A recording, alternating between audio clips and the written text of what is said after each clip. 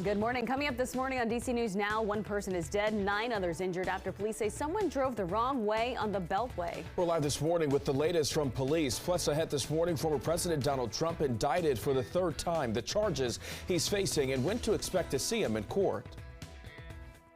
And we're looking at another day with comfortable humidity, however, still with some hazy sunshine. I'll have more details and what you can expect for the rest of the work week coming up. And you still have a chance to become a billionaire. The next drawing for the now $1.25 billion Mega Millions jackpot, when it is coming up. The station covering all of the DMV. This is DC News Now. All right, well, good morning. It's 6 o'clock now on a Wednesday morning, a warm and dry start as you're heading out the door this morning. It's going to be a pretty nice day out there. But thanks for starting your day with us here on DC News Now. I'm Tanaya Wright. Yeah, good morning to you. I'm Corey James. Shanika, I'm on your roads in a moment. But Jackie, turning things over to you. You're wearing a nice sunny dress today for the weather, I think. Yes, yeah, because it's going to be comfortable out there. It's going to be quite nice. Get out there and enjoy it because as we get towards tomorrow, we're tracking some more rain chances, a little bit more of that humidity building back in. Out there right now, satellite radar showing us really we just have high pressure off towards our north, and that has been keeping us quiet, not only yesterday but also today. But it's also giving us just a light breeze, the wind light and variable, and that is allowing still for some of that wildfire smoke to be looming over our area. So more of that filtered sunshine look to the sky today, very similar to what we saw yesterday, and it looks like later on this evening we'll still be tracking a bit of that, especially back over towards our western zone. So it looks like that sunset will be yet another colorful one out there later on today. Let's talk about those temperatures. It's another cool start out there. We're seeing a lot of 50s on the map. Upper 60s DC though, right around 60. Fredericksburg, southern Maryland, we're also seeing those upper 60s. Dew points comfortable. And as we get towards later today, those highs back no low to mid 80s. More details on this coming up. Shanika's here with the on-point look at those roads. How's it looking out there this morning?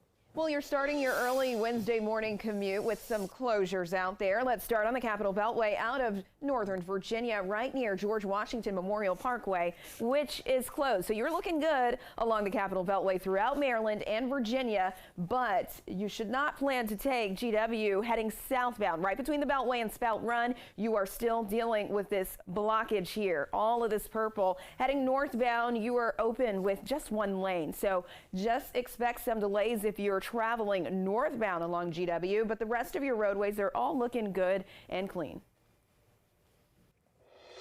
Thank you, Shanika. Your time right now is 6:02. One person is dead, 9 others in the hospital this morning after police say someone drove the wrong way on the Beltway. Yeah, that one person is now in police custody this morning. DC News Now, Lex Juarez is live at Maryland State Police, Barack and Rockville. And Lex, what do we know so far this morning? Right, well, the man suspected of causing the crash is 23-year-old Jaylene Hanner. He is in police custody here at the Rockville Barrack for Maryland State Police. They say that he was driving the wrong way down the interstate when the crash happened. Now, this crash actually happened where 270, 495, and Maryland State Route 355 all intersect. It was around 11:45 last night. Police say that Hanner was driving south in the northbound lanes of 270, and he continued onto the 495 outer loop and then crashed his Mercedes into 2 cars. That was a Lexus and a Nissan Pathfinder. That crash happening right where 495 meets Route 355. Now, 5 people were in each of those other 2 cars, all of them taken to hospital for injuries. The woman who was driving the Nissan died at the hospital shortly after getting there. Now, police say that Hanner did run away from the scene just after the crash happened. They were able to find and arrest him shortly after that. Right now, charges are still pending, and police are also looking into exactly what caused the crash. Once we get an update from them, we'll bring it to you right here and online. For now, live in Rockville, I'm Lex Juarez, DC News Now. Thank you, Lex. Your time right now is 6:03 on a Wednesday morning. Let's take a look at your Know and Go headlines this morning. This morning, parts of the George Washington Memorial Parkway are still closed. The southbound stretch is closed to drivers while there's still limited access to the northbound stretch. The National Park Service says crews removed more than 500 tons of debris from the parkway since Saturday's storms. And community members and police gathered for National Night Out. Yesterday's events helped bring communities and police together to discuss crime and how to combat it. A lot of people are concerned about juvenile crime and want to see changes come with the addition of DC's new acting police chief, Pamela Smith. And the family of Henrietta Lacks has settled with the biomedical company that for years did not compensate them for contributions. The company took unique cancer cells from Lacks without her knowledge. Those cells that became a cornerstone of modern medicine. All right, time right now is 6:04. Developing now, former President Donald Trump hit with the third indictment, this one stemming from January 6 charges. Trump was indicted on federal charges by a D.C. grand jury coming from his efforts to overturn the 2020 election and his actions leading up to the riots at the U.S. Capitol. Our Tosin Fakile is live this morning at the Capitol with more on what we know from the indictment that was unsealed yesterday. Tosin, good morning.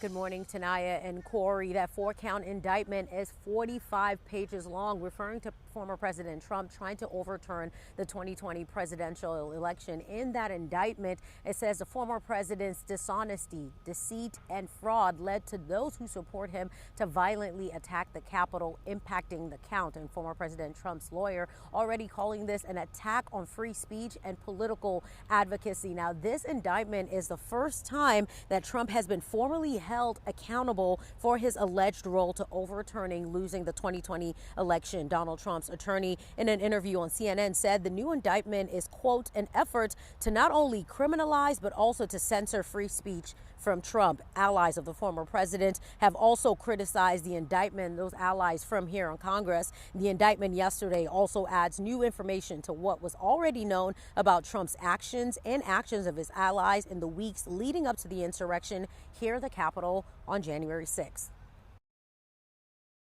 There's three main aspects to it. One is the calls by Trump and his people to state legislators and officials saying, overturn your state. The second one is filing false electors to be presented on January 6th. The third one is the attempts to pressure Mike Pence into stopping the certification on January 6th.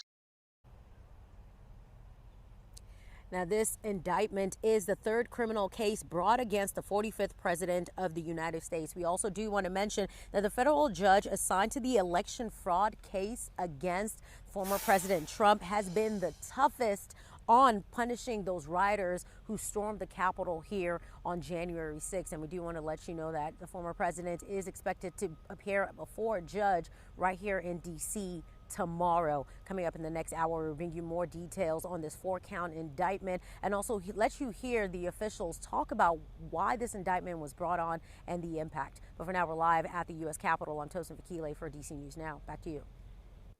Thank you, Tosin. D.C. police are investigating an officer-involved shooting. Police say they got the call early yesterday morning for reports of shots fired. It all happened on Benning Road in Northeast.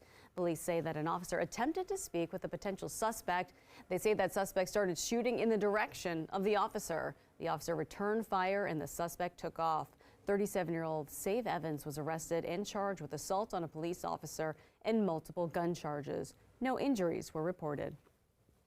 And right now, the southbound stretch of the George Washington Memorial Parkway is closed to drivers while there's still limited access to the northbound stretch. The National Park Service says crews removed more than 250 fallen trees from along the parkway since Saturday. A full reopening is expected in the next day or two. And this morning, Arlington National Cemetery is closed to visitors and pass holders. Crews are working to clear debris from Saturday's storms. According to Arlington Cemetery, the cemetery is open for scheduled funerals. And in Montgomery County, crews have been working around the clock picking up downed trees and electrical wires. Officials say 2 trees fell on houses. They also say 1 fell on top of an apartment complex in Rockville. The city of Rockville had to delay yard waste collection. Officials say that will now happen this Friday. Meantime, Pepco is expecting to restore power to all of its customers across D.C., Montgomery, and Prince George's counties as early as this morning. Thousands of people lost power as those severe storms swept through our area on Saturday. Less than 1% of customers are still in the dark. And juvenile crime is top of mind for a lot of people across the district, including people at one of several national night out events across our area. Yeah, they're pushing for more community involvement. Yesterday, people spoke about public safety and collaborated on solutions in a positive environment during the annual event. Now, so far this year, nearly 70 children have been shot in D.C. That's up from about 40 during the same time last year. Recently, a 14-year-old is accused of killing a construction worker near the Howard University campus. District officials say it's the responsibility of the entire community to address youth gun crime. We know there's far too much gun violence and way too many of our young people involved in crime. Some who attended the event believe events like National Night Out can help shift mindsets. Important that we do have these things going on to let them know that we got to change it. You got to change your image, how you see yourself, how you present yourself, and what you consider valuable. And MPD Acting Police Chief Pamela Smith said she is committed to keeping the city safe. And a major case in Maryland coming to a close. The descendants of Henrietta Lacks have reached a settlement with biotech company Thermo Fisher. Now, this comes more than 70 years after Johns Hopkins doctors took her cells without her knowledge. Her family sued the company 2 years ago for profiting from what they call a racist medical system. When Lacks died in 1951, her cells became the first human cells to continuously grow and reproduce outside of the body. Those cells went on to become a cornerstone of modern medicine. Despite the impact, the Lacks family say they've never been compensated until now. Yesterday, the family gathered in Baltimore to announce the settlement on what would have been her 103rd birthday. I can think of no better present on what would have been Henrietta Lacks' 103rd birthday than to give her family some measure of respect for Henrietta Lacks, some measure of dignity for Henrietta Lacks, and most of all, some measure of justice for Henrietta Lacks 70 years later. Now, the terms of the agreement are confidential, but both parties put out a joint statement saying they were pleased to resolve the matter.